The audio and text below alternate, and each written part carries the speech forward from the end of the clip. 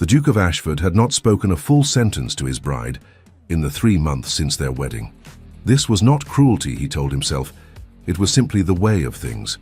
The marriage had been arranged with all the precision of a military campaign, signatures affixed to parchment, settlements agreed upon, estates consolidated. He had done his duty to his name, to his lineage, to the succession that stretched back 7 generations. What more could be expected of him? Alexander Blackwood, 6th Duke of Ashford, stood at the window of his London townhouse, watching the rain trace silver lines down the glass. Behind him, in the drawing room, his wife sat with her embroidery. He could hear the faint whisper of thread through fabric, the soft rustle of her gown when she shifted position. He did not turn to look at her. He had learned, in these months, to exist in the same rooms without truly seeing her. It was easier that way. She had been Lady Eleanor Whitmore before the wedding, daughter of the Earl of Pembroke. A perfectly suitable match. She possessed beauty, breeding, and a dowry that had restored 3 of his tenant farms. The Tun had called it the wedding of the season. He had stood beside her at the altar in Westminster Abbey, repeating vows in a voice that echoed through the vast stone space, and felt nothing but the weight of expectation pressing down upon his shoulders. The problem, if it could be called a problem, was that Eleanor had arrived at their marriage, with hope in her eyes. He had seen it on their wedding night, when she had waited for him in the Duchess's chambers, her dark hair loose around her shoulders, her hands trembling slightly as she smoothed the ivory silk of her nightgown. She had looked at him with something approaching tenderness, and he had felt a stirring of panic so profound that he had simply bowed, murmured a few words about allowing her to rest, and retreated to his own chambers. He had not returned since. Their life had settled into a pattern of careful avoidance. They breakfasted separately. They occupied different wings of the house. When society demanded their joint appearance, at dinners, at the theatre, at the endless succession of balls that marked the London season, they performed their roles with the precision of actors who had rehearsed their parts but shared no genuine connection. She would take his arm. He would lead her onto the dance floor. They would move through the figures of the waltz in perfect synchronization, their bodies close enough to observe propriety, distant enough to avoid true intimacy. He told himself he was protecting her. He told himself that a woman like Eleanor, gentle, well-bred, romantic, deserved better than the emptiness he carried inside him. He told himself that by maintaining this distance he was being merciful. But sometimes, late at night, he would hear her moving through the corridors of the house, her footsteps soft against the marble floors, and he would grip the edges of his desk until his knuckles whitened, fighting the urge to go to her. "Your Grace?" Her voice startled him from his thoughts. He turned slowly, keeping his expression neutral, arranging his features into the mask of aristocratic indifference he had perfected over years of practice. Eleanor stood near the fireplace, her embroidery abandoned on the chair beside her. She wore a gown of deep blue silk that made her skin seem luminous in the firelight. Her dark eyes met his with a directness that always unsettled him, as though she could see through all his carefully constructed defenses to the man beneath. "Yes?" He kept his tone clipped, professional, the voice he might use with his steward. She hesitated, and he saw her fingers twist together, a nervous gesture she tried to hide by clasping her hands at her waist. "I wondered if you might join me for tea this afternoon. Lady Hartwell has invited us both, but I thought perhaps we might arrive together, rather than—" She trailed off, and he knew what she meant to say. Rather than arriving separately as they always did, rather than maintaining the polite fiction that they were simply 2 people who happened to share a name and a house and nothing more. "I have business with my solicitor," he said, the lie coming easily. He always had business. There was always something that required his attention: estate matters, investments, correspondence that could not wait. He saw the light in her eyes dim, just fractionally, and felt something twist in his chest. But she recovered quickly, as she always did, her composure settling back into place like a mask. "Of course," she said quietly. "Forgive me for interrupting your work." She turned to leave, and he should have let her go. He should have returned to his position at the window, to his contemplation of the rain and the grey London afternoon. Instead, he heard himself speak. "Eleanor." She stopped, her hand on the doorframe, but did not turn around. The line of her spine was very straight, her shoulders held with the perfect posture instilled by years of governesses and deportment lessons. "You look well," he said, and immediately felt the inadequacy of the words. They were nothing. They meant nothing. She glanced back at him over her shoulder, and for a moment he thought he saw something raw in her expression, something like pain or anger or a grief too profound for tears. "Thank you, Your Grace," she said, and then she was gone, the door closing behind her with a soft click that sounded to his ears like a judgment. He stood alone in the drawing room listening to the rain and told himself that this was for the best. That distance was safety. That feeling nothing was better than feeling too much. But that night, as he sat in his study with a glass of brandy untouched beside him, he found himself thinking about the way she had looked at him on their wedding day, the hope in her eyes, the belief that perhaps, against all the odds imposed by arrangement and duty, they might find something real. He had killed that hope methodically, day by day, with every avoided conversation, every separate meal, every night spent in chambers far from hers. He told himself he had no choice. He told himself this was who he was, the Duke of Ashford, cold and distant and beyond the reach of such common emotions as longing or regret. He told himself these things until he almost believed them. Almost. There had been a woman before. Eleanor. Her name had been Catherine, and she had destroyed him so completely that he had sworn never to allow another woman close enough to wield such power again. Alexander stood in the portrait gallery of Ashford Hall, his ancestral estate in Derbyshire, gazing up at the paintings of his forebears. Dukes and duchesses stretching back 2 centuries, their faces stern and proud, their eyes following him with what felt like accusation. They had all done their duty. They had all married, produced. Heirs maintained the family name. None of them, he imagined, had been fool enough to confuse duty with desire. But he had been young once, young and stupid, and desperately in love. Catherine Thornwood had been the daughter of a baron, beautiful and clever and utterly unsuitable. His father, the 5th Duke, had made that abundantly clear. The Blackwood line did not ally itself with minor nobility. They required connections that brought power, wealth, territory. Catherine had brought him nothing, but laughter and stolen kisses in the garden, and a sense of being truly seen for the first time in his life. He had been 22 and believed that love could conquer the rigid hierarchies of their world. He had gone to his father and asked, begged really, for permission to court her properly. His father had refused with a coldness that still, 15 years later, made Alexander's jaw tighten with remembered humiliation. "You will marry where I direct," the old Duke had said, "or you will marry no one. The choice is yours." Alexander had chosen defiance. He had gone to Catherine with a plan. They would elope to Scotland, marry over the anvil at Gretna Green, present the family with a fait accompli. He had been so certain of her love, so convinced that she would choose him over comfort and status. He had been wrong. When he had arrived at the appointed meeting place, a small inn on the outskirts of London, he had found not Catherine, but a letter. The handwriting had been hers, elegant and familiar. The words had been knives. "Dearest Alexander, forgive me, but I cannot do this. I cannot live in exile from society, cannot bear the whispers and the shame. Your father has made his position clear, and I find I am not brave enough to stand against the weight of his disapproval. I am to marry Lord Helmsworth. He is kind, and his position is secure. I hope you will understand. I hope in time you will forgive me. I did love you. Please believe that. But love is not enough." Catherine, he, had stood in that inn holding the letter and felt something inside him calcify into stone. His father had orchestrated it all, of course, had offered Catherine something, money, security, an alternative marriage that would preserve her reputation, and she had taken it, had chosen comfort over him, had proven that his father was right about everything. Love was weakness, sentiment was dangerous, and trusting anyone with your heart was the greatest folly of all. He had returned to London, had thrown himself into the role his father demanded. He had become the perfect heir, cold, dutiful, focused entirely on the preservation and expansion of the Ashford legacy.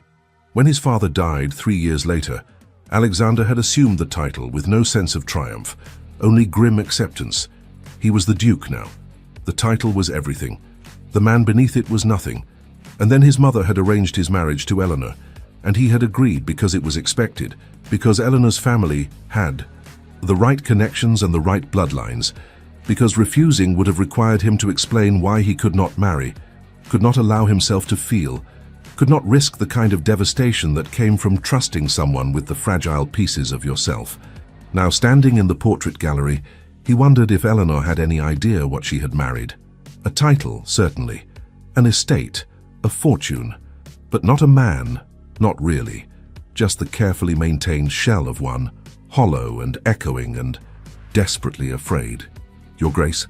He turned to find Eleanor herself standing in the doorway, wrapped in a shawl against the autumn chill that pervaded the old house. They had been at Ashford Hall for 2 weeks, having left London for the country as the season ended. Here, without the constant demands of society, their avoidance of each other had become almost absolute. They could go days without speaking, moving through the vast halls like ghosts, haunting different centuries. "I did not mean to disturb you," she said softly. "I was walking and saw the light." He should tell her to leave, should maintain the careful distance he had cultivated so assiduously. Instead, he found himself gesturing to the portraits.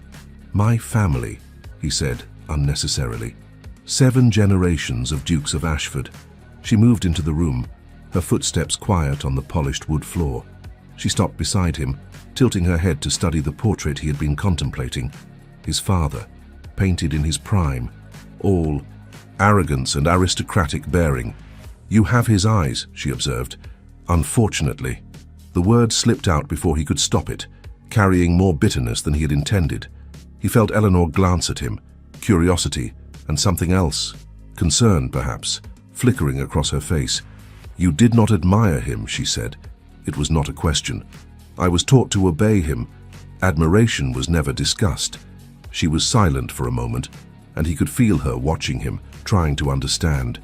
It made him profoundly uncomfortable, this sense of being studied, of having her gentle attention focused on him with such intensity. "I think," she said carefully, "that you carry more weight than any one man should have to bear." He felt something crack inside him at her words, some small fissure in the stone walls he had built around himself. He wanted to tell her she was wrong, that he carried nothing but the privileges and responsibilities appropriate to his station. He wanted to turn to her and explain about Catherine, about his father, about all the reasons he had locked himself away. He wanted to close the space between them and discover if her lips were as soft as they looked, if her body would fit against his, with the same inevitability he sometimes imagined in the darkest hours of the night. Instead, he stepped back, putting distance between them, rebuilding the walls as quickly as she had threatened to breach them. "We should dress for dinner," he said, his voice formal once more. "Mrs. Henderson will have prepared something." He saw Eleanor's expression shudder, saw her withdraw into her own careful composure. She nodded once, sharply, and turned to leave. But at the doorway she paused. "Alexander," she said, the first time she had used his Christian name since their wedding. "Whatever happened to make you this way, I wish you would trust me enough to tell me. I am your wife. I want to understand." Then she was gone, leaving him alone with the portraits and the you. Ghosts of all the dukes who had come before, all of them silently demanding that he maintain the facade, that he never allow himself the weakness of hope, the danger of love. He stood there until the light faded from the windows, until the gallery filled with shadows, and told himself that he had made the right choice, told himself, and almost believed it. Almost. The letter arrived 3 weeks after their return to London, delivered on heavy cream paper embossed with the Marquis of Ravenscroft's seal. Alexander sat at his desk in the study, the Morning Post spread before him, and felt his jaw tighten as he read the elegant script. Lord Ravenscroft was hosting a ball, one of the grandest of the season, and requested the honor of the Duke and Duchess of Ashford's attendance. He had no particular reason to refuse. Ravenscroft was an old acquaintance, their families had been allies for generations, and society expected their presence at such events. But something about the invitation made him uneasy, though he could not have articulated why. Eleanor received her own invitation that afternoon.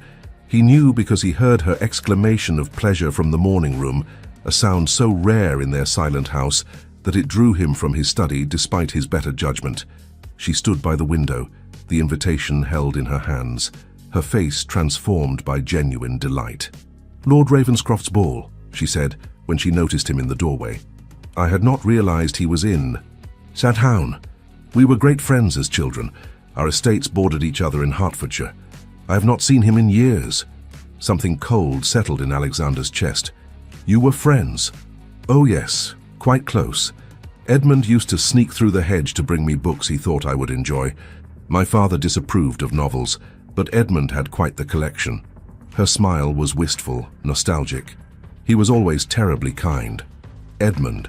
She spoke his Christian name with such easy familiarity, such obvious affection. Alexander felt his hands clench at his sides. "I see," he said, keeping his voice carefully neutral. "Then you will wish to attend. If it pleases you, Your Grace." It did not please him. Not at all. But he could hardly refuse without revealing the irrational jealousy that had seized him, jealousy he had no right to feel, given how thoroughly he had rejected any claim to his wife's heart. "Very well," he said. "We shall attend." The ball was held at Ravenscroft House in Tyde's, Mayfair, a magnificent Georgian mansion that glittered with candlelight and rang with music when their carriage arrived. Alexander helped Eleanor down, his hand on her elbow, the only point of contact between them. She wore ivory silk trimmed with gold, sapphires at her throat, the Ashford sapphires which his mother had presented to her after the wedding. She looked like a duchess, poised and elegant, and utterly beyond his reach. They were announced at the top of the stairs, and Alexander saw heads turn throughout the ballroom, the Duke and Duchess of Ashford together at last. The whispers followed them as they descended, speculation about their marriage, about the distance everyone had observed. He kept his expression impassive, his hand steady on Eleanor's arm, even as he felt the weight of judgment pressing down upon them both. Lord Ravenscroft met them at the bottom of the stairs. He was tall and fair-haired, with an open, honest face, and eyes that lit with genuine warmth when he saw Eleanor. Alexander felt his jaw tighten as Ravenscroft took Eleanor's hand and bowed over it with more than perfunctory courtesy. "Eleanor," Ravenscroft said, familiarity in every syllable. "You are lovelier than I remembered. Marriage clearly agrees with you." Alexander heard the lie in those words. Marriage had not agreed with Eleanor. He had seen the way the light in her eyes had dimmed over the past months, the way her smiles had become increasingly rare, and now, watching her face brighten in response to Ravenscroft's attention, he understood what he had done to her. "Edmund, how wonderful to see you," Eleanor replied, her voice carrying a warmth Alexander had never heard directed at him. "It has been far too long." "Indeed, we must remedy that immediately. The first waltz, if your husband permits." Both of them turned to Alexander, waiting. He should refuse, should claim the dance himself, assert his rights as her husband. Instead, he inclined his head with aristocratic courtesy. "Of course," he said, his voice ice. "I am certain my wife would enjoy renewing old acquaintances." He saw something flicker in Eleanor's eyes, surprise perhaps, or disappointment. But then Ravenscroft was leading her onto the floor, and the music was beginning, and Alexander was left standing at the edge of the ballroom, watching his wife waltz with another man. They moved beautifully together. Ravenscroft held her with easy confidence, and Eleanor followed his lead with a grace that made Alexander's chest constrict. They were speaking as they danced, their heads close together, and he could see Eleanor laughing at something Ravenscroft said. Actually laughing, a sound of pure joy that he had not heard from her since their wedding day. He should look away, should circulate through the ballroom, fulfill his social obligations, demonstrate the indifference he had worked so hard to cultivate. Instead, he stood frozen, watching, feeling something dark and possessive uncurl in his chest.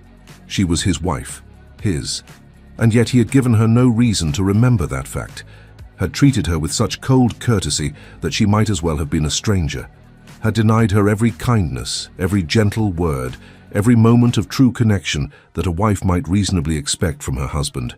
The waltz ended. Ravenscroft bowed over Eleanor's hand again, holding it a moment too long. Then another gentleman approached, Lord Helmsley, young and charming and clearly delighted to make Eleanor's acquaintance. Alexander watched as she was led back onto the floor, watched as she smiled at Helmsley with that same warmth she had shown Ravenscroft. The evening became torture. Dance after dance, partner after partner. Eleanor moved through the ballroom like a star, drawing admirers with her grace and beauty and the ineffable quality of loneliness that clung to her despite the crowd.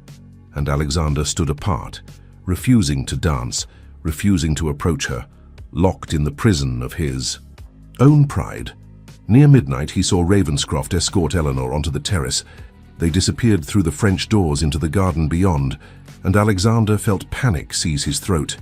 He should trust her, should remember that she was the Duchess of Ashford, bound by vows and duty and the strict codes of their society. But trust required vulnerability, and vulnerability was something he had sworn never to permit himself again. He followed them.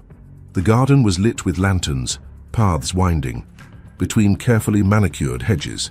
He could hear their voices ahead, Eleanor's soft laughter, Ravenscroft's deeper tones. He moved silently, keeping to the shadows, and hated himself for this cowardice even as he continued forward. He found them beside a fountain seated on a stone bench. Ravenscroft had removed his gloves, and his hand covered Eleanor's where it rested on her lap. They sat close enough that their shoulders touched, intimate in a way that made Alexander's vision blur with rage. "You deserve better than this, Eleanor," Ravenscroft was saying, his voice low and earnest. "Everyone can see that Ashford neglects you. If you were mine, but I am not yours, Edmund." Eleanor's voice was gentle but firm. "I am married. Those vows mean something to me even if they appear to mean nothing to my husband. Then leave him. Divorces can be arranged if one has cause, and neglect is cause enough, in my opinion. Edmund, please." Eleanor withdrew her hand from his, placing distance between them on the bench.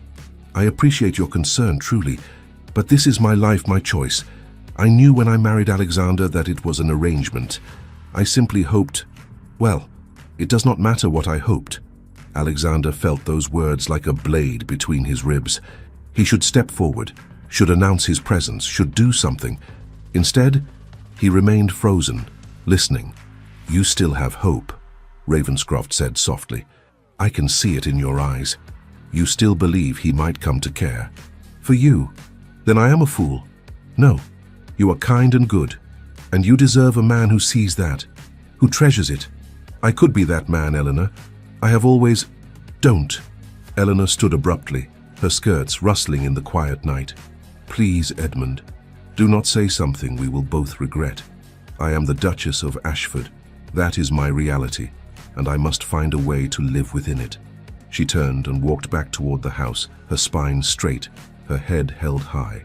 Ravenscroft remained on the quai bench, his head in his hands, the picture of dejection. Alexander stepped from the shadows. "Ravenscroft!" The other man's head snapped up, alarm flashing across his face as he scrambled to his feet. "Ashford, I did not realize, that is, we were merely— Save your explanations."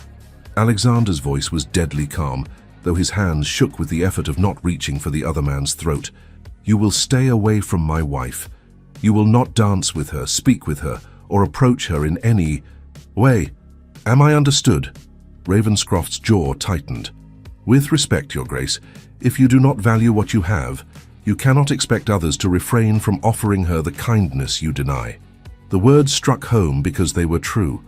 Alexander took a step forward, close enough that Ravenscroft had to tilt his head back to meet his eyes. "She is mine," Alexander said, the words emerging from some primitive place he had not known existed. "Whatever else is true, whatever I have done or failed.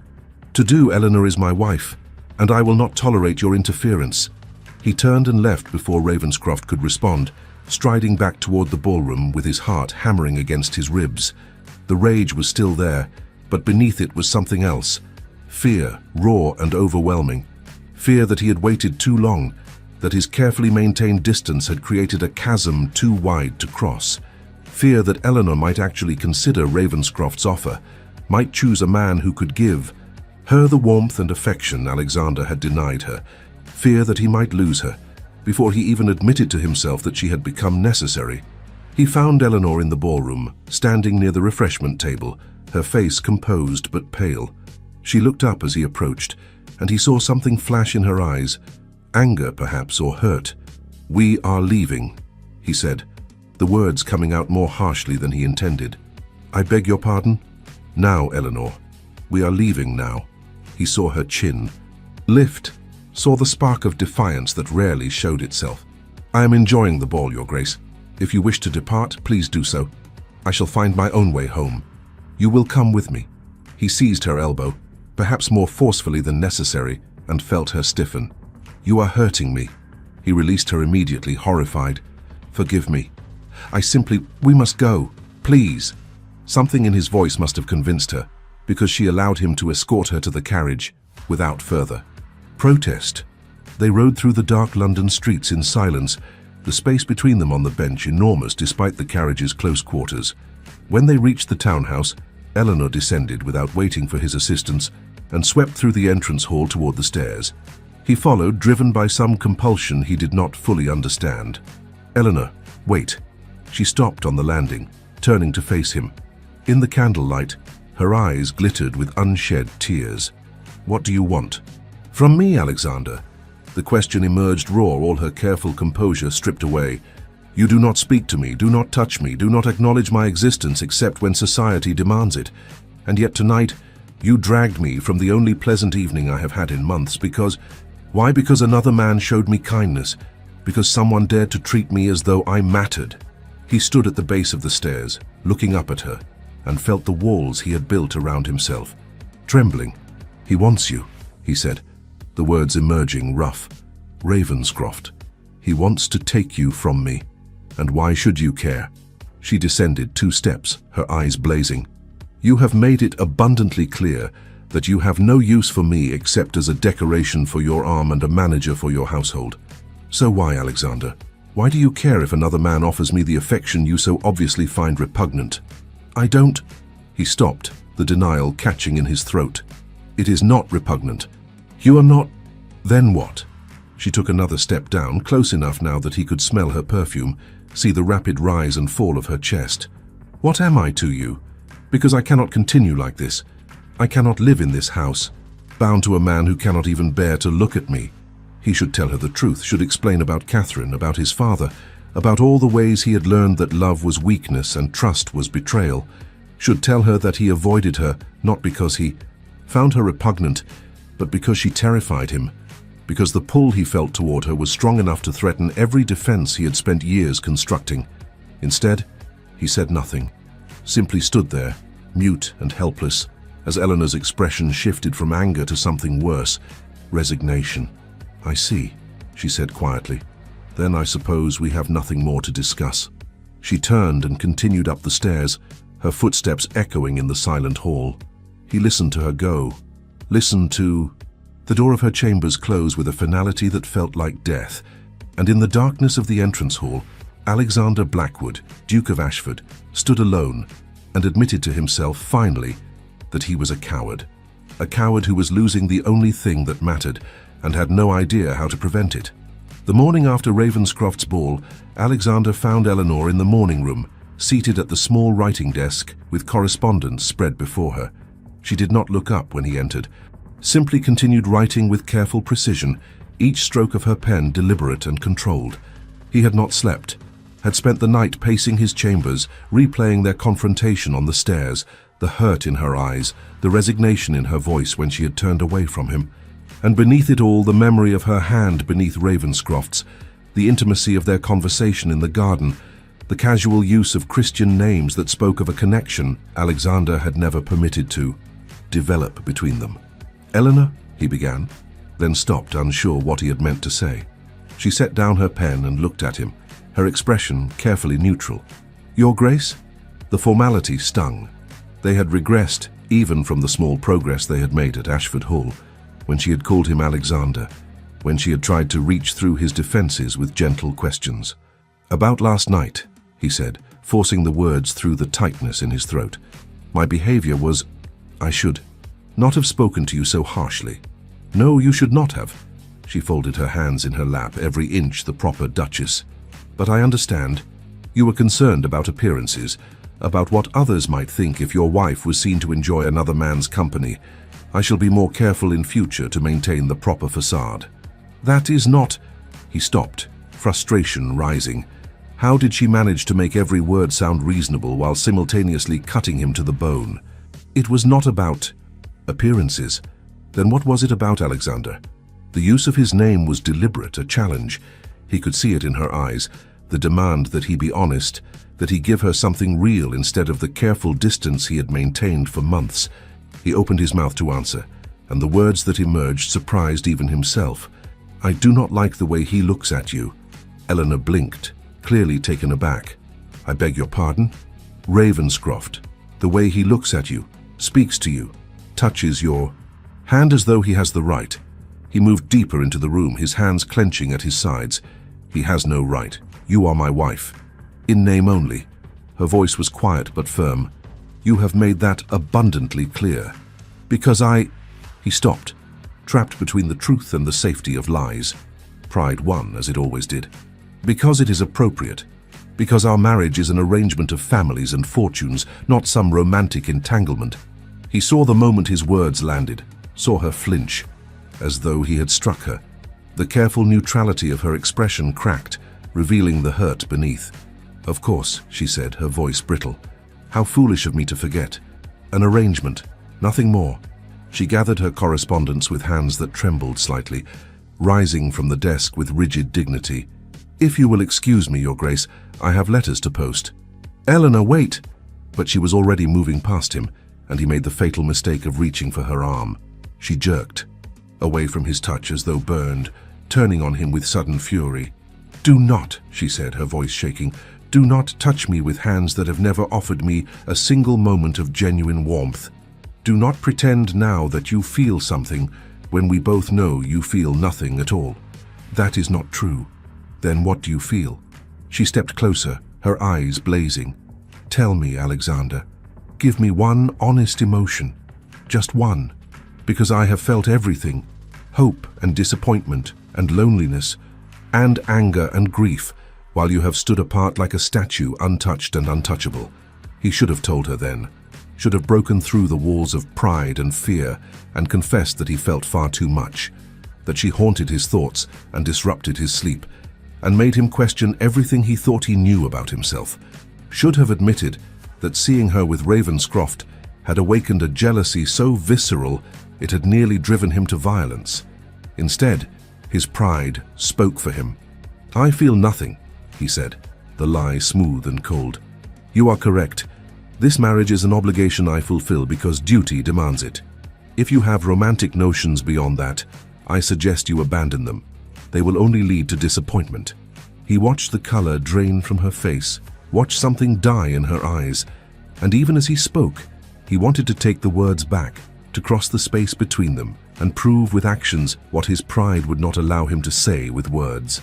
But Eleanor was stepping back, her expression shuttering completely. Thank you, she said quietly, for your honesty. At least now I know where I stand. Eleanor? No. She held up one hand, stopping him. I think we have said quite enough. I shall continue to fulfill my duties as the Duchess of Ashford. I shall manage your household, attend your social obligations, and maintain the appearance of a proper marriage. But I will no longer harbor any illusions about what exists between us. She left then, her spine straight, her head high, every movement controlled and graceful. The perfect Duchess, hiding a shattered heart behind impeccable breeding. Alexander stood alone in the morning room, listening to her footsteps fade, and felt something crack inside his chest. He had done it, had driven her away so completely that she would never again look at him with hope in her eyes, had protected himself so thoroughly that he had destroyed the only thing worth protecting. He moved to the window, staring out at the London street without seeing it. Carriages passed, pedestrians went about their business. The world continued as though nothing of significance had occurred. But Alexander felt as though the ground beneath his feet had shifted, as though he stood at the edge of an abyss of his own making. The days that followed were a new form of torture. Eleanor withdrew into perfect glacial courtesy. She spoke to him only when absolutely necessary, her words clipped and formal. She continued to manage the household with flawless efficiency, continued to appear at his side when society required it. But the woman who had once looked at him with hope, who had tried so hard to reach him, was gone. In her place was a stranger who wore his wife's face and felt nothing at all. He told himself it was for the best, told himself that this cold distance was what he had wanted all along. But at night, lying in his chambers, he could hear her moving through the house, and the sound of her footsteps made his chest constrict with a longing he could no longer deny. 2 weeks after their argument, he encountered her in the library. She was reaching for a book on a high shelf, standing on tiptoe, her fingers just brushing the spine. Without thinking, he crossed the room and retrieved it for her, their hands touching briefly as he handed it to her. The contact lasted only a moment, but it was enough to make his breath catch. She had grown so thin, he noticed. There were shadows beneath her eyes that spoke of sleepless nights, and when she looked at him, there was nothing in her gaze, no anger, no hurt, just emptiness. "Thank you," she said, her voice perfectly polite. She turned to leave, and he heard himself speak. "Are you well?" She paused, glancing back at him with something that might have been surprise. "Of course, Your Grace. Why would I not be?" "Because you are fading away," he wanted to say. "Because the light has gone out of your eyes, and it is my fault. Because I am destroying you as surely as I destroyed myself." "No reason," he said instead. You seem tired." "I have not been sleeping well." She hesitated, then added, "The house is very quiet at night." It was an olive branch, he realized, a small admission of loneliness, an invitation for him to say something, to acknowledge that the silence between them was intolerable. He should have taken it, should have told her that he too lay awake, listening for her footsteps, wondering if it was too late to bridge the chasm he had created. Should have admitted that he regretted every cold word, every moment of distance, every choice he had made out of fear. Instead, he simply nodded. "I shall have Mrs. Henderson prepare you a draught to help you sleep." He saw Eleanor's expression close, saw her withdraw again behind the walls of perfect composure. "That will not be necessary," she said. "Good evening, Your Grace." She left him standing in the library, the book still in her hands, and Alexander knew with sudden terrible certainty that he was losing her. Not to Ravenscroft or any other man, but to the emptiness he had created between them. She was slipping away into some distant place where he could not reach her, and it was his own fault for pushing her there. That night, he sat in his study with brandy burning in his glass and Catherine's letter in his hands, the letter he had kept all these years as a reminder of why love was dangerous, why trust was betrayal, why allowing himself to feel was a weakness he could not afford. He read it again, the familiar words that had shaped his life for 15 years. Love is not enough. Catherine had written that, and he had believed it, had made it his creed, his protection, his cage. But sitting there in the darkness, thinking of Eleanor's empty eyes and brittle smile, he wondered if Catherine had been wrong, or rather, if he had misunderstood her meaning. Perhaps love was not enough when it was one-sided, when only one person bore the risk. Perhaps what Catherine had meant was that love without courage, without the willingness to fight for it, was not enough. And Alexander had never fought for anything in his life. He had accepted his father's dictates, accepted the loss of Catherine, accepted the loneliness that had become his constant companion. He had chosen safety over happiness, pride over vulnerability, and called it strength. But there was no strength in what he was doing to Eleanor, only cruelty. The cruelty of a man too afraid to risk his heart, even for a woman who had offered him hers. He stood abruptly, moving to the fireplace. He should burn the letter, should destroy this relic of old pain and step into a new life, should go to Eleanor's chambers and tell her everything, about Catherine, about his fear, about the way she made him feel things he had thought himself incapable of feeling. But as he held the letter over the flames, his hand would not release it. The old fear was still there, whispering that vulnerability led to destruction, that trust led to betrayal, that loving anyone was giving them the power to destroy you. He pulled the letter back from the fire, folding it carefully, placing it back in the drawer where it had lived for 15 years. And with that action, he sealed both their fates. He did not know it then, but the choice had already been made. He had chosen fear over love, protection over connection, and in doing so, had set in motion the events that would bring him to his knees. The breaking point was coming, and when it arrived, Alexander would discover that there were things worse than the pain of betrayal, things like the agony of losing someone you had never admitted you loved. The invitation arrived on a grey October morning, delivered with the rest of the post. Alexander noticed it because Eleanor's hands trembled when she opened it, her face going pale as she read the contents. "What is it?" he asked, setting down his newspaper. They were breakfasting together for the first time in weeks, a concession to his mother's impending visit, as the Dowager Duchess would certainly notice if they maintained separate schedules. Eleanor looked up, and he saw something in her eyes he could not quite identify. Fear, perhaps, or determination. "My aunt has invited me to Bath," she said, her voice carefully controlled. "She is unwell and requests my assistance in managing her household. How long would you be gone?" She does not specify. Several weeks at least, perhaps longer depending on her condition. Alexander felt something cold settle in his chest. Several weeks without Eleanor in the house. Several weeks of rooms that felt empty even when she occupied them, of silence that had become his punishment and his prison. "I see," he said, keeping his voice neutral. "And you wish to accept?" She met his eyes, and he saw the challenge in her gaze. "Do I have your permission to leave, Your Grace?" He should say no. Should tell her that her place was here at his side, fulfilling the duties they had sworn to uphold. Should admit that the thought of her absence filled him with a panic he did not fully understand. But pride, as always, spoke for him. "If your aunt requires your assistance, it would be uncharitable to refuse." He watched something flicker across her face. Disappointment, he thought, though she hid it quickly. "Then I shall make the arrangements," she said quietly. "I thought I might depart at the end of the week. 3 days. She would be gone in 3 days. He nodded, returning his attention to the newspaper he was no longer reading. "Very well." Eleanor rose from the table, her breakfast barely touched. At the doorway she paused. "Alexander." He looked up, and for a moment saw the woman she had been on their wedding day. Hopeful and nervous, and so very young. But the hope was gone now, replaced by something that looked very much like resignation. "Yes?" She opened her mouth, seemed to struggle with something, then simply shook her head. "Nothing. Forgive me."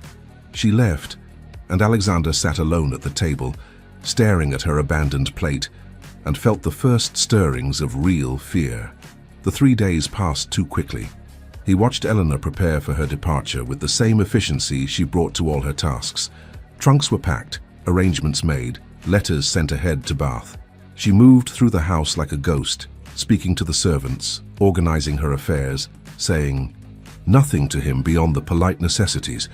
The night before she was to leave, Alexander found himself standing outside her chambers, his hand raised to knock. He could hear her moving within, the soft sounds of final preparations. He should go to her, should step through that door and tell her not to go. Tell her that the house would be unbearable without her. Tell her that he was sorry for every cold word and every moment of distance. His hand fell back to his side. He returned to his own chambers and poured himself a brandy he did not drink, staring into the fire until the embers died to ash. The morning of her departure was grey and drizzling, the London streets slick with rain. Alexander watched from the study window as the servants loaded her trunks onto the carriage. Eleanor appeared in the entrance hall in a travelling dress of dark blue, a bonnet shading her face. She looked small and fragile, nothing like the Duchess who had managed his household with such quiet competence. He should go to her, should at least see her off properly. He remained at the window, frozen by something he refused to name as fear. He heard the front door open, heard the murmur of servants' voices, heard the carriage door close with a finality that made his chest constrict.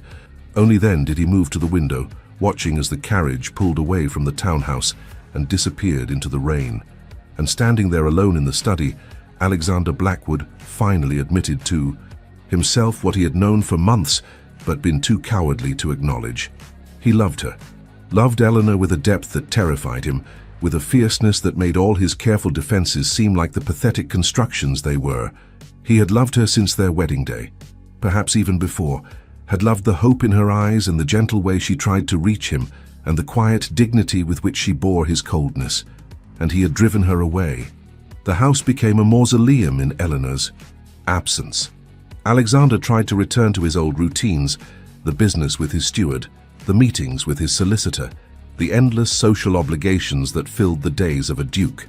But everything reminded him of her, the morning room where she had sat with her correspondence, the library where she had reached for books on high shelves, the drawing room where she had worked on her embroidery while he stood at the window, too proud to cross the space between them.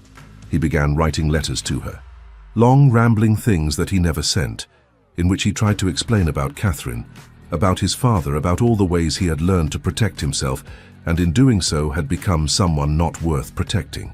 He wrote about the night he had stood outside her chambers and been too afraid to knock. He wrote about watching her waltz with Ravenscroft and feeling his world tilt on its axis.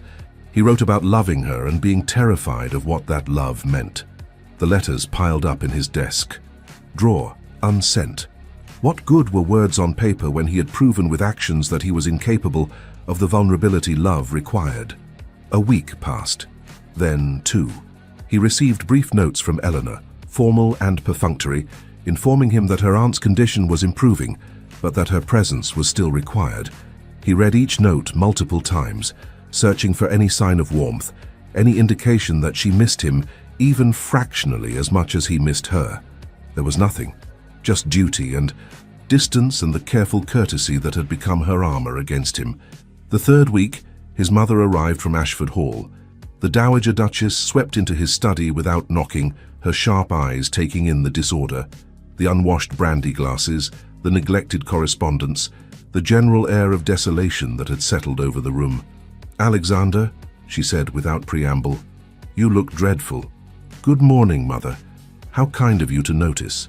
She ignored his sarcasm, settling herself in the chair across from his desk with the regal bearing she had never lost. "Where is Eleanor?" "Bath. Her aunt required her assistance." "Her aunt is in perfect health and has been for years." "Try again." Alexander felt his jaw tighten. "Then perhaps you should ask Eleanor why she chose to leave." "I am asking you why she chose to leave. Or rather, why you drove her away." He stood abruptly, moving to the window, the same window where he had watched Eleanor's carriage disappear into the rain. "I did not drive her anywhere. She made her own choice." "Alexander Christopher Blackwood." His mother's voice was sharp enough to make him turn. "I raised you better than to lie, especially to yourself. That girl arrived at this marriage with hope in her eyes and left it with none. What did you do to her?" "Nothing," he said, the word bitter. "That is precisely the problem. I did nothing."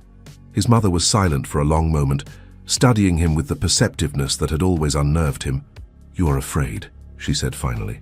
"I am not. You are afraid," she repeated, "just as your father was afraid, and just as his fear made him cold and cruel and ultimately alone. Yours will do the same to you." Alexander felt something crack in his chest. Father was never afraid of anything. Your father was terrified of everything. His mother's voice was softer now, almost gentle. He was terrified of feeling too much, of losing control, of appearing weak. So he built walls around himself and called it strength. And he died alone in that vast house, surrounded by everything he had protected and nothing that mattered. She rose, moving to stand beside him at the window. "I loved your father, Alexander, but I also saw what his fear cost him, cost both of us, and I will not watch you make the same mistakes." "It is too late," he said quietly. "I have already." "It is never too late." She placed a hand on his arm, her touch gentle. "Not if you are willing to fight for it.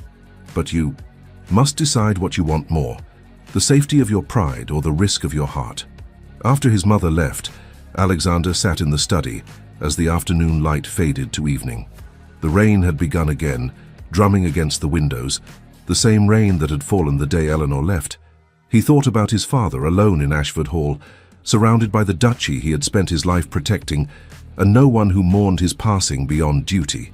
He thought about Catherine and the lesson he had drawn from her betrayal, that love was weakness, that trust led to pain, that the only safety lay in feeling nothing. But what if the real lesson was different? What if the weakness was not in loving, but in refusing to love? What if the pain of loneliness was worse than any betrayal could ever be? He pulled open the desk drawer and removed all the letters he had written to Eleanor, dozens of them, filled with confessions he had been too afraid to speak aloud. He read through them, seeing his own cowardice, laid bare in black ink. Then he took a fresh sheet of paper and began to write. Not a long letter this time, not a rambling explanation, just the truth, simple and terrible and absolutely essential. Eleanor, I was wrong about everything. I chose fear over love, pride over vulnerability, and in doing so I hurt the only person who mattered. I have no right to ask for your forgiveness, no claim to your affection, no reason to hope that you might return. But I am asking anyway, not because I deserve it, but because I cannot bear the thought of living the rest of my life without trying. I love you. I have loved you since our wedding day, though I was too much a coward to admit it. I love the hope you carried into our marriage, even when I gave you no reason for hope. I love the dignity with which you bore my coldness. I love your kindness and your strength, and the way you tried so hard to reach me when I had given you nothing but walls. If you return to London, I promise, you a different man. Not perfect. I am too damaged for that, but honest, vulnerable, willing to risk the pain of loving you rather than the emptiness of safety. If you do not return, I will understand. I will not pursue you or attempt to compel you. You deserve the freedom to choose your own path, even if that path leads away from me. But know this, whatever you decide, wherever you go, you carry my heart with you. Yours, Alexander. He sealed the letter and sent it with a rider that very night, marked urgent. Then he waited, counting the days it would take to reach Bath, the hours Eleanor would need to read it and decide. 5 days passed in agony. 6, 7. On the 8th day, he received her reply. The letter was brief, just 3 lines in Eleanor's elegant script. Your Grace, I received your letter. I need time to consider what you have written. I shall send word when I have made my decision. Eleanor, not yours, not even with regards, just her name, stark and final. Alexander read the letter again and again, searching for any hint of warmth, any sign that his confession had moved her. There was nothing, just careful neutrality and the distance he had taught her to maintain. He told himself it was no more than he deserved, told himself he should be grateful she had even responded, told himself that whatever she decided, he would respect her choice. But late at night, alone in chambers that had never felt more empty, Alexander Blackwood allowed himself to hope and to fear. That hope had come too late. The weeks in Bath stretched into a month, and Alexander felt himself unraveling thread by thread. He went through the motions of his life, estate business, correspondence, the occasional social obligation, but everything felt hollow, provisional, as though he were merely marking time until Eleanor made her decision. He had sent one letter, only one. He would not bombard her with declarations, would not press his suit when she had asked for time. But the waiting was excruciating, each day bringing either a desperate hope that word would come or a soul-deep fear that her silence was itself an answer. His mother remained in London, a steady presence that kept him from complete dissolution. She did not ask about Eleanor's response, did not press him for details. Instead, she simply existed as a reminder that love, even when painful, was worth the risk. You are pacing again, she observed one evening, looking up from her embroidery. Alexander stopped, mid-stride, unaware he had been moving. Forgive me. There is nothing to forgive, though you might wear a track in that carpet if you continue much longer. She set down her needle, studying him with that penetrating gaze. Have you considered what you will do if she refuses to return? Every moment of every day. He moved to the window, always the window now, as though watching the street might somehow summon Eleanor's carriage into existence. I will accept her decision. What else can I do? How you could go to her? He turned sharply. She asked for time. I will not violate that request by appearing uninvited, even if your presence might help her decide. Especially then. He ran a hand through his hair, exhaustion pulling at him. I have spent months trying to control her, mother, trying to dictate the terms of our marriage through distance and coldness. I will not make the same mistake by forcing a reconciliation she may not want. His mother smiled, a small, sad curve of her lips. Your father never learned that lesson. Perhaps there is hope for you yet. The letter arrived on a Tuesday afternoon, delivered with the regular post. Alexander recognized Eleanor's handwriting immediately and found his hands shaking as he broke the seal. Alexander, I have thought carefully about what you wrote. I have read your letter more times than I can count, searching for sincerity, for truth, for any sign that the man who wrote those words is real and not simply another version of the Duke who could not bear to look at me. I want to believe you. I want to return to London and discover that you meant every word. But I am afraid of hoping again when hope has brought me nothing but pain. Afraid of opening my heart to someone who has already shown me how easily he can close his own. So I am proposing a test of sorts, not because I wish to punish you, but because I need to know if the change you promise is genuine. I will return to London in 3 days. Time, but I will not return to the townhouse. I have taken rooms at the Clarendon Hotel. If you wish to see me, you may call there. We will begin again as though we are courting, slowly, carefully, with honesty between us. If this seems excessive or unreasonable, I will understand. You may write to inform me that our arrangement should continue as it was, a marriage of convenience and distance. I will accept that decision and trouble you no further with expectations of more. But if you are willing to try, truly willing, then I shall see you in 3 days. Eleanor. Alexander read the letter 3 times, his heart hammering against his ribs. She was returning, not to him, not yet, but to London. And she was offering him a chance, a single, precious chance, to prove that he meant what he had written. He spent the next 3 days in a state of controlled panic. He visited his tailor, ordered new clothes, had his hair trimmed. He rehearsed conversations in his mind, discarding speeches that sounded too formal or too desperate. He reviewed every interaction they had ever had, searching for clues about what Eleanor truly wanted, what might convince her that he was capable of change. His mother watched all this with amusement and something like approval. Bring her flowers, she advised the morning of Eleanor's expected arrival. Not roses, too formal, something simpler. Violets, perhaps, or sweet peas. Mother, I am not a boy courting his first love. Are you not? She arched an eyebrow. Because from where I stand, that is precisely what you are. She was right, he realized. He was nervous in a way he had not been since his youth, before Catherine, before cynicism had hardened him into the cold man who had married Eleanor, expecting nothing and offering even less. The Clarendon was one of London's finest hotels, all elegant restraint and impeccable service.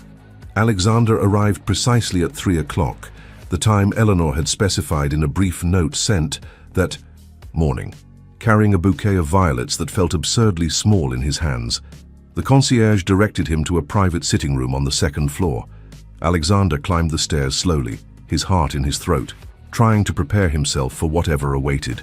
Eleanor sat by the window, backlit by the afternoon sun, and for a moment Alexander could only stand in the doorway and stare. She wore a dress of pale lavender, her dark hair swept up in a simple style that emphasized the elegant line of her neck. She looked thinner than when she had left, he thought. There were still shadows beneath her eyes, but there was also something new in her bearing, a quiet strength that had not been there before. She rose as he entered, her hands clasped before her, every inch the proper lady receiving a caller. "Your Grace," she said, her voice carefully neutral. "Eleanor." He crossed the room and offered her the violets, feeling foolish and young and desperately hopeful. "I brought these. I remembered. You mentioned once that they were your favorite." Surprise flickered across her face. "You remembered that?" "I remember everything you have ever told me. I simply was too much a fool to acknowledge it." She took the flowers, her fingers brushing his briefly. The contact sent a jolt through him, and he saw from the slight widening of her eyes that she had felt it too. "Please," she said, gesturing to the chairs arranged near the fireplace. "Sit." They sat facing each other, the space between them small in distance but enormous in significance. Alexander searched for the right words, the perfect thing to say that would convince her he was sincere. But Eleanor spoke first. "I need you to understand why I left," she said quietly. "It was not simply your coldness or your distance, though those were painful enough. It was the sense that I was invisible to you, that I could have been anyone, any woman of suitable breeding and fortune, and you would have treated her exactly the same. I did. Not exist to you as Eleanor, only as the Duchess of Ashford, a role to be filled." "You are right," he said, the admission difficult but necessary. "I did see you that way, at first. And now? Now I see you as the woman who tried so hard to reach me when I gave her nothing but walls. The woman who managed my household with grace and my social obligations with patience and my coldness with a dignity I did not deserve. The woman whose absence has made every room in my house feel empty. He leaned forward, willing her to believe him.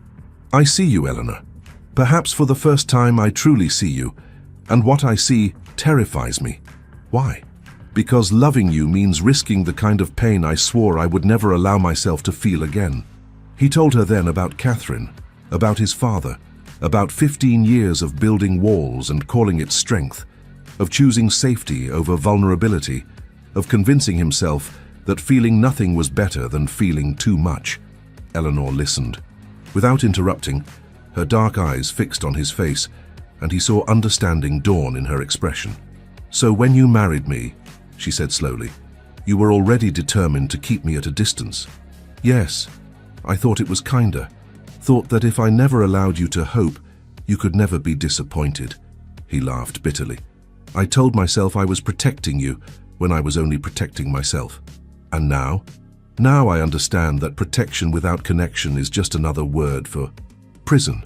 I was so afraid of being hurt that I hurt you instead. And in doing so I became exactly like my father, cold and alone and surrounded by everything except what mattered. Eleanor was quiet for a long moment, her gaze moving to the window, to the London street beyond.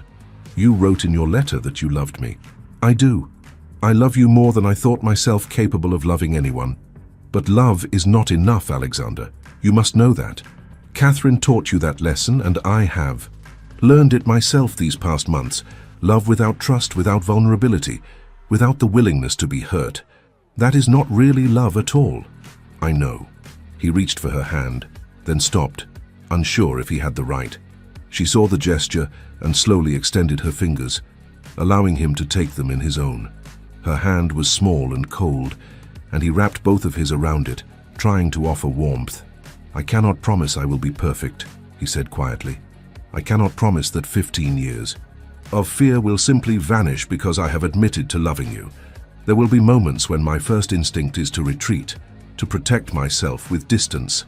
I know that.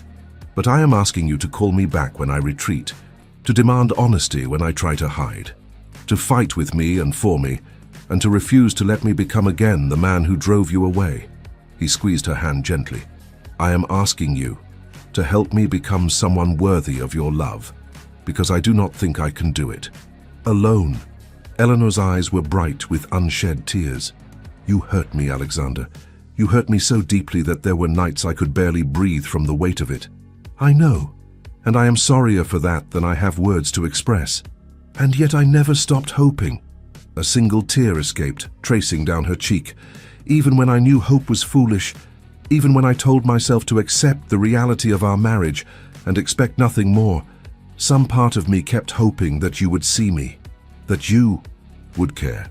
He released her hand and knelt before her chair, taking both her hands in his, looking up into her face with every defense stripped away. I see you, Eleanor. I care. And if you give me the chance, I will spend the rest of my life proving that your hope was not misplaced. She looked down at him, this powerful duke kneeling at her feet, and saw the truth in his eyes, the fear and the love and the desperate, fragile hope that mirrored her own. Stand up, she whispered. Please. Alexander, stand up. He rose and she rose with him, and suddenly they were standing very close, the air between them charged with possibility. I am afraid, she said quietly, afraid of believing you and being disappointed again. So am I. He raised one hand slowly, giving her time to pull away, and touched her cheek with his fingertips. But I think perhaps courage is not the absence of fear.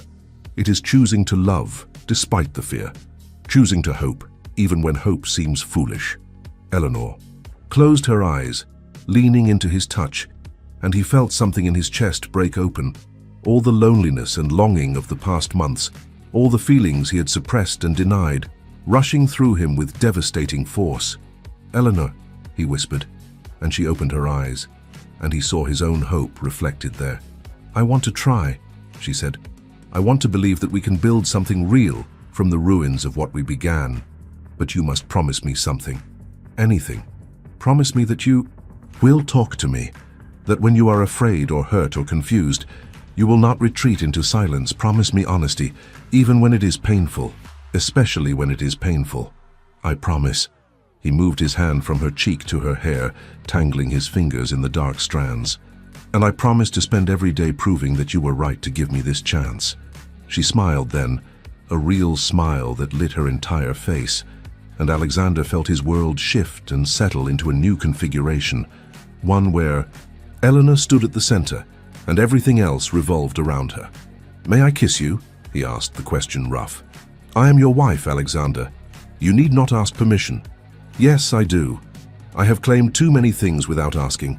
This, at least, I will do properly." Her smile widened. "Then yes, you may kiss me." He lowered his head slowly, giving her every opportunity to change her mind, to pull away, to maintain the distance that had defined their marriage. But Eleanor rose onto her, tiptoes meeting him halfway, and when their lips touched, Alexander felt 15 years of walls crumble to dust. The kiss was gentle at first, tentative, two people learning each other for the first time despite months of marriage. But then Eleanor's hands came up to his shoulders, and he pulled her closer, and the gentleness gave way to hunger, for connection, for intimacy, for all the things they had denied themselves. When they finally broke apart, both breathing hard, Alexander rested his forehead against hers. "Come home," he whispered. "Please, Eleanor, come home." "Not yet." She pulled back slightly, her hands still on his shoulders. "We will court properly first. You will call on me here. We will take walks in the park and attend the theater, and have conversations where we actually speak to each other like two people who wish to know each other. And then? And then, when I am certain that you mean what you say, when I have seen that you can be vulnerable without retreating, when I trust that you will not break my heart again, then I will come home." It was not the answer he wanted. He wanted her in his house, in his bed, in his life, immediately and irrevocably. But he understood what she was asking for, proof that his transformation was real, that he could maintain vulnerability beyond the first flush of reconciliation. "How long?" he asked. "As long as it takes." She smiled, softening the words. "But I do not think it will be very long. You have waited months to speak to me honestly. I suspect you will not be able to contain yourself for more than a few weeks." She was right. Over the following days, Alexander called on Eleanor every afternoon, bringing flowers and books and stories from his childhood he had never shared with anyone. They walked through Hyde Park, talking about everything and nothing. They attended the theater, sitting close enough that their shoulders touched, and afterward discussed the performance over dinner in quiet. Restaurants where no one knew the Duke and Duchess of Ashford. Slowly, carefully, they learned each other. Eleanor told him about her childhood, about her loneliness as an only child in a great house, about the books she had loved, and the dreams she had harbored. Alexander told her about the weight of the title, about his father's coldness, about the boy he had been before cynicism had hardened him. And through it all, he practiced vulnerability. When he felt himself wanting to retreat, he said, so aloud. When old fears surfaced, he shared them rather than hiding. When Eleanor asked difficult questions, he answered honestly, even when the truth was painful. 2 weeks into their courtship, they were walking through the park when Eleanor stopped suddenly, turning to face him. "I am ready," she said simply. "Ready for what?" "To come home, to truly try at our marriage, to be your wife in more than name." She took his hand, lacing their fingers together. "You have proven yourself, Alexander. You have been honest and vulnerable and patient. You have courted me as though we are choosing each other for the first time, and I find that I want to choose you, not because duty demands it, but because my heart does." Alexander felt something swell in his chest, too large for words. He pulled her close, there in the middle of the path with afternoon walkers passing by, and kissed her with all the love and relief and gratitude he felt. "Thank you," he whispered against her lips. "Thank you for giving me a second chance, for seeing past what I was to what I could become, for loving me when I gave you every reason not to. Thank you for finally letting me see you," she replied. "The real you beneath all the walls. He is worth loving, Alexander. I hope you know that." They returned to the townhouse that evening together. The servants lined up to welcome the Duchess home, and Alexander saw the relief on their faces. They had known, of course, had understood better than he had what his coldness was doing to Eleanor. That night, for the first time since their wedding, Alexander knocked on Eleanor's chamber door.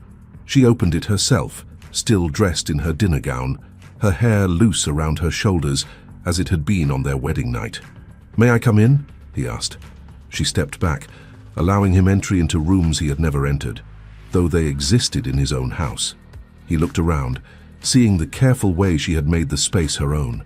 Books on the shelves, watercolors. On the walls, violets in a vase by the window. "I was wrong," he said, turning to face her, "to stay away on our wedding night, to stay away all the nights after. I told myself I was being merciful, but I was only being a coward." Eleanor closed the distance between them, placing her hand on his chest, over his heart. "We cannot change the past, Alexander. We can only choose what we do now." "Then I choose you." He covered her hand with his own. "I choose this. I choose us. Every day for the rest of my life." She rose onto her tiptoes and kissed him, and he gathered her into his arms, and for the first time, Alexander Blackwood allowed himself to believe that love was not weakness, but strength. That vulnerability was not danger, but courage. That opening his heart was not risking destruction, but embracing life. And as Eleanor led him toward the bed, as they began again what they had started months ago with vows and hope, Alexander understood what Catherine had meant when she wrote, "That love was not enough." She had been right. Love alone was not enough. But love combined with honesty, with vulnerability, with the courage to keep choosing each other even when it was difficult, that was everything. That was enough to last a lifetime. 1 year later, the Duke and Duchess of Ashford stood in the portrait gallery at Ashford Hall, looking up at the newest edition, a painting of them together, commissioned to mark their first anniversary. In it, they stood close, Alexander's hand, resting possessively at Eleanor's waist, her head tilted slightly toward his shoulder. But it was their faces that told the true story, the warmth in his eyes, the joy in her smile, the unmistakable connection between two people who had found each other despite everything working against them. "We look happy," Eleanor observed. "We are happy." Alexander pulled her closer, pressing a kiss to her temple. "You made me happy, even when I was determined to be miserable. You did the work yourself. I simply refused to let you hide." He laughed, a sound that came easily now, and thought about the man he had been a year ago, cold and distant and desperately lonely. That man felt like a stranger, someone he had been in another life. "I received a letter from Ravenscroft," Eleanor mentioned casually. Alexander felt a flicker of the old jealousy but pushed it aside. "Oh? He is engaged. To Lady Hartwell's daughter. He sounds genuinely happy. Good. He deserves happiness, even if he did try to. Steal my wife. He did not try to steal me. He simply offered me kindness when I needed it." She turned in his arms, looking up at him seriously. "And you should thank him for it someday. His kindness made me realize what I deserved. It helped me find the courage to demand more from you. Then I am in his debt." Alexander cupped her face in his hands, marveling as he always did at the miracle of her presence. "Though I still do not like how he looked at you." Eleanor laughed. "Foolish man, as though I could see anyone but you."